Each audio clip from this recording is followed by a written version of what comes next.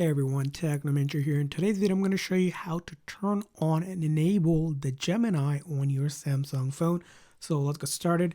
Now, generally, this is going to start with the simplest way. It's going to be if you have the Google app. If you don't have it, just go to the App Store and download the Google app. Now, once you download the Google app, make sure that you're signed into your Gmail here. I'm already signed in, so go ahead and sign in or create an account to sign in. Now, once you're signed in, all you're going to do is look for settings here. So you're going to tap on settings. And when you click on settings, you should see a new setting called a Gemini that's available that you can manage by tapping over here. And if it's your very first time, it's going to say welcome to Gemini and gives you some information you can read.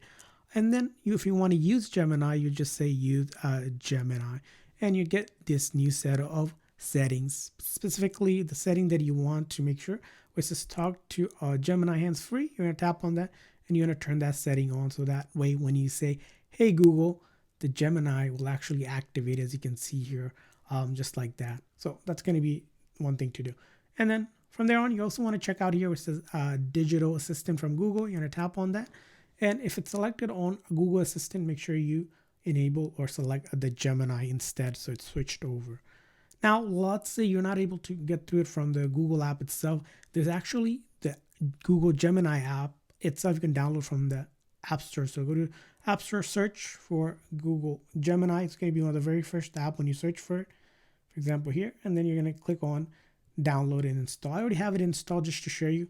So as you can see here, let's go ahead and show you what will happen if you download the app. You'll go ahead and open it up and it should launch it for you and allow you to select it. And then up top here, you can see your account detail. And specifically, if you go down a little bit further, you also see the setting, the same exact menu we've seen in the previous Google app as well. And same thing here, you just want to verify that it says talk to Gemini is turned on, and then along with that, the digital assistant is selected to Gemini.